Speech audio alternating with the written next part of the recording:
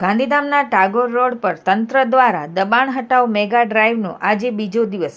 ગાંધીધામ અને આદિપુરને જોડતા સતત વ્યસ્ત રહેતા ટાગોર રોડ પર લાંબા સમયથી ચાલી રહેલી દબાણની સમસ્યાથી ત્રસ્ત સ્થાનિકોને આખરે રાહત મળવાના સંકેત દેખાઈ રહ્યા છે। કોર્પોરેશન માર્ગ અને મકાન વિભાગ દ્વારા આ માર્ગને દબાણમુક્ત કરવા માટે મોટા પાયે ઝુંબેશ શરૂ કરવામાં આવી છે। ટાગોર રોડની બંને બાજુએ છેલ્લા ઘણા સમયથી બેફામ દબાણો થઈ રહ્યા હતા, જેના કારણે વાહન વ્યવહાર અને રાહદારીઓને ભારે હાલાકીનો સામનો કરવો પડતો હતો। થોડા સમય અગાઉ માર્ગ અને મકાન વિભાગ દ્વારા આ માર્ગ પરના 250થી વધુ દબાણકર્તાઓને સ્વેચ્છાએ દબાણ દૂર કરવા માટે નોટિસ પાઠવવામાં આવી હતી।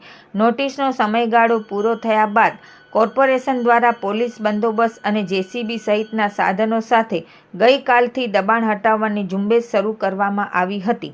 પ્રથમ દિવસે 4 બિનવારસ કેબિનો દૂર કરવામાં આવી। આજે પણ સવારે 11 વાગ્યાથી ટાગોર રોડના રોટરી સર્કલ વિસ્તારમાં આ ઝુંબેશ ચાલુ છે।